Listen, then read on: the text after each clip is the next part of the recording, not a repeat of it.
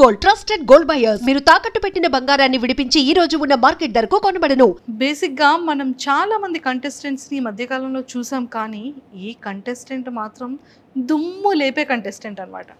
Just ఇలా stage మీదకి ఇలా వచ్చి రాగానే ఒక అటెన్షన్ని ఇలా గ్రాప్ చేసేసింది.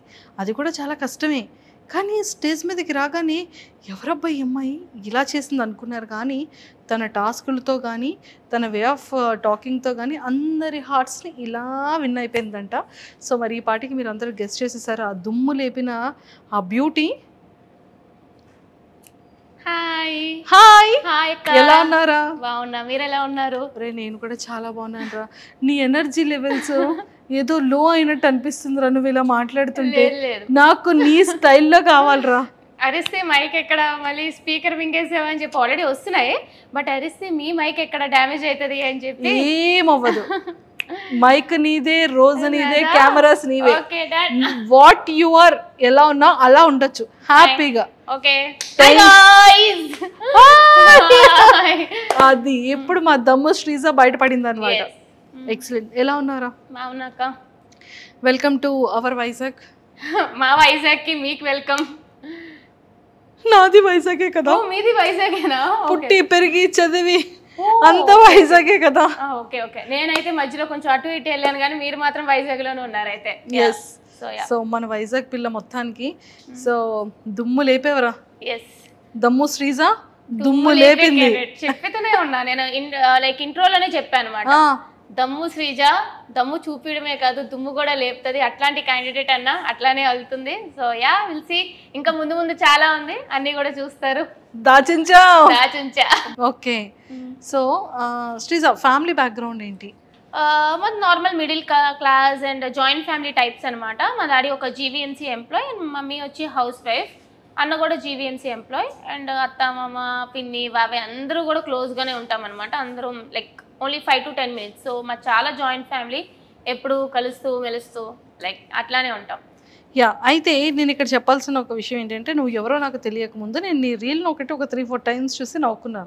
ఓకే. గెస్ట్ చేయి ఏ రీల్ అనేది? చాలానే రీల్స్ ఉంటాయి పండగ టైంలో. ఓహో ఇదా? అరిసెలేదా? బావా బావా టింగ్ టింగ్ టింగ్ టింగ్ బావా. నేను నీది చూసిన ఫస్ట్ వీడియో అదే, కానీ అప్పుడు కూడా నువ్వు వైజాగ్ అమ్మాయి అనే విషయం నాకు తెలియదు. ఓహో ఓకే. కానీ నేను నిన్ను అంటే నేను ఎవరో నీకు తెలియకపోవచ్చు, నువ్వెవరో నాకు తెలియనప్పుడు నేను నీ రీల్ నేను అప్పుడు చూసాను. ఓకే, ఫీల్ వచ్చి ఉంటది. ఎస్, అది మంచి వైరల్ కూడా అయింది ఆ టైంలో. ఆ రీల్ తో నువ్వు మా అందరికీ తెలుసు యాక్చువల్ గా. కట్ చేస్తే బిగ్ బాస్ అగ్ని పరీక్ష స్టేజ్ మీద ఉన్నానా? అగ్ని పరీక్ష స్టేజ్ మీద, దానికి ముందు కూడా ఇంకొక రీల్ కూడా చూసాను. ఓకే. అందరూ ఒకటే ఇలాంటి డ్రెస్సెస్ వేసుకొని ఎంటైర్ ఫ్యామిలీ అంతా. ఒడియమ్మ వీళ్ళది చాలా జాయింట్ ఫ్యామిలీ అనుకుంటే, ఇదేదో చాలా బాగుంది అని అనుకున్నాను. మా చాలా జాయింట్ ఫ్యామిలీ అండ్ వాళ్ళిద్దరూ కూడా నా కజిన్స్ అనమాట. యాక్చువల్లీ నాకంటే చిన్నవాళ్ళు. సో మేము ఒక 6 members, అమ్మమ్మ సైడ్ 6 members, నాన్నమ్మ సైడ్ ఒక 7 members ఉంటాం. సో చాలా క్లోజ్. సో బేసిక్లీ ఎప్పుడు చూసినా సరే వాళ్ళతోనే ఉంటాను. నేను ఫ్రెండ్స్ అది చాలా తక్కువ, ఫ్యామిలీతోనే ఎక్కువ టైం స్పెండ్ చేస్తూ ఉంటాను. సూపర్.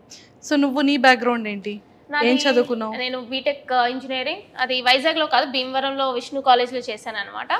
ఆ తర్వాత క్యాంపస్ ప్లేస్మెంట్ వచ్చింది, ఇన్ఫోసిస్లో వర్క్ చేసా, యాక్సెంచర్లో వర్క్ చేసా, ప్రెసెంట్ ఇంకో ఎంఎన్సీ కంపెనీలో అయితే వర్క్ చేసిన. Complete software developer. Complete software developer. ఈ సాఫ్ట్వేర్ డెవలపర్ కి ఎందుకు బిగ్ బాస్ లోకి వెళ్ళి ఫేమస్ అవ్వాలని ఉంది? ఏముంది, యాక్చువల్ చెప్పాలంటే చాలా మందికి బిగ్ బాస్ యాక్టింగ్ గురించి వాటి గురించి వెళ్తారు. బట్ నేనేదో యాక్టర్ అయిపోవాలి, హీరోయిన్ అయిపోవాలి అని కాదు. జస్ట్ బిగ్ బాస్ అంటే ఇంట్రెస్ట్, నాకు టాస్క్లు అంటే ఇష్టం, అడ్వెంచర్స్ అంటే ఇష్టం, అంటే నేను ఛాలెంజ్ చేసుకోవడం అట్లా ఇష్టం అనమాట. And fame money, obviously big బాస్కి వెళ్ళాము అంటే ఫేమ్ వస్తుంది, మనీ కూడా వస్తాయి. కాబట్టి అదొక్కటి ఉందన్నమాట. ఎవరు ఎంత దాగిపెట్టినా సరే ఖచ్చితంగా బిగ్ బాస్కి వాళ్ళు వెళ్ళాలి అని అనుకుంటున్నారంటే fame is the main thing. So fame వస్తే మంచిదే కదా, ఎవరికి కావాలనుకోగలరు ఫేమ్ అనేది. So that's the main reason. And also I want to challenge myself. Super. So మొత్తానికి శ్రీజ అగ్ని పరీక్షలకు వెళ్ళేటప్పుడు ఆ అటెన్షన్ ఎందుకు గ్రాప్ చేయాలనుకుంది? నాకు చిన్నప్పటి నుంచి కూడా నేను ఎక్కడుంటే మిగతా వాళ్ళ అటెన్షన్ నా మీదే ఉండాలి అనే మైండ్ సెట్ అనమాట.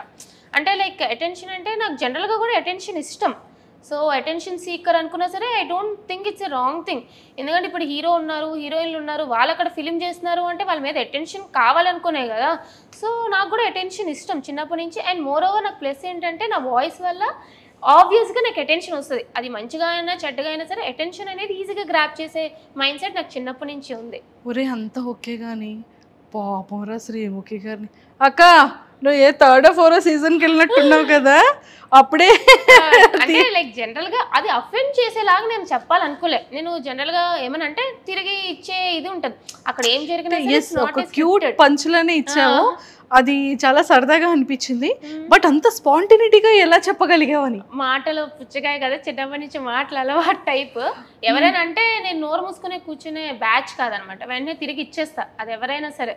సో అట్లా అనేటప్పటికి అక్క అంటే అక్క కూడా అరుస్తుంటది కదా, అక్క నువ్వు కూడా వెళ్ళావు కదా అక్క, అప్పుడే మూసేవారు సో ఇప్పుడు కూడా ముయ్యరు అని చెప్పి ఇట్స్ లైక్ మంచిగానే చెప్పా. Nothing like. శ్రీముఖి గారు ఎలా రియాక్ట్ అయ్యారు? షీ ఈజ్ ఆల్సో అయ్యో అన్నట్టు అనుకున్నారు అంతే తప్ప తను కూడా ఏమో చాలా క్యూట్ ఎక్స్ప్రెషన్ ఇచ్చారు తను కూడా. బేసిక్ గా పాపం నేను హ్యాండిల్ చేయలేక ఇన్నోసెంట్ అయినటువంటి అమాయకుడు అయినటువంటి అభిజిత్ గారికి అప్పు చెప్పారమ్మా నిన్ను, నేను హ్యాండిల్ చేయలేకపోతున్నాను Abhijeet you can handle please అన్నారు పాప ఆవిడ. రెడ్ ఒక్కసారి రెడ్లు ఇచ్చారు అసలు రెడ్ అని ఇచ్చాడు అనమాట అభిజిత్ గారు. అంటే యాక్చువల్లీ తెలిసిందే కదా మనం అభిజిత్ గారు చాలా కామ్ ఆ మైండ్ సెట్ అనమాట. నేనేంటంటే హడావడి రచ్చరచ్చ చేసేటప్పటికి సో అభిజిత్ గారు ఏందబ్బా ఈ పిల్ల మనకు సెట్ అయ్యలేదు అంటే ఎవరి మైండ్ సెట్ చాలు కదా. సో అభిజిత్ గారికి ఫస్ట్ మంచి ఇంప్రెషన్ రాలేదు సో హీ గేవ్ రెడ్. నేను కూడా అట్లాగా ఏంటండి భయపడుతున్నారా అన్నట్టు అన్నాను కానీ he's also very sweet actual Abhijit garu. Super. మీకు 2 ఎపిసోడ్స్లోనే తెలుస్తుంది అభిజిత్ గారే తిరిగి యువర్ స్ట్రాంగ్ కంటెస్టెంట్ అంటారు. True true. అండ్ మంచి మంచి టాస్క్లు చేసావు. హ్యాండ్ మీద రియల్ గా tattoo. Yeah it's original tattoo, మీకు పోదండి, it's real tattoo. I love Big Boss. I love Big Boss. Yes true true. అసలు 1 సెకండ్ కూడా ఏం ఆలోచించలేదు కదా. లేదు లైక్ ఐ నో లైక్ అంతవరకు వెళ్ళినప్పుడు it's not easy to go there. ఎవరైతే కంటెస్టెంట్స్ అందరూ కూడా వెళ్ళారో చాలా లెవెల్స్ దాటుకొని వెళ్ళాం. It's like 4-5 levels. చాలా మందిలో మమ్మల్ని సెలెక్ట్ చేశారు. అక్కడికి వెళ్ళాక జస్ట్ ఒక టాటూ గురించి బ్యాక్ స్టెప్ అంటే అక్కడ ఏ టాస్క్ ఇచ్చినా సరే I was ready to do. So give up ఇవ్వాలి అని అనుకోలేదు అనమాట. సో నాకు 4 అన్నా కూడా సో ఓకే ఐ ట్రై, నేను ఒప్పుకుంటాను అన్నట్టే నేను ముందుకు అడిగేసాను. So yeah I was like నాకు డేరింగ్ ఎక్కువ.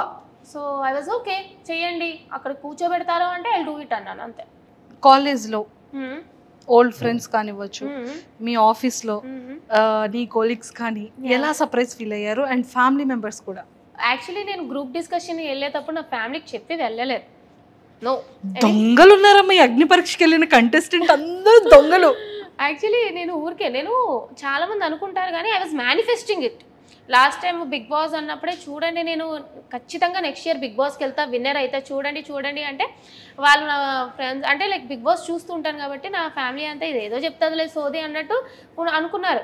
అంతే తప్ప నేను నిజంగా వెళ్తానని ఎక్స్పెక్ట్ చేయలేదు. ఎప్పుడైతే సడన్గా కామనర్స్ అన్నారో అప్పుడు కూడా నేను చెప్పలేదు ఇలా పెడుతున్నాను అని చెప్పలే.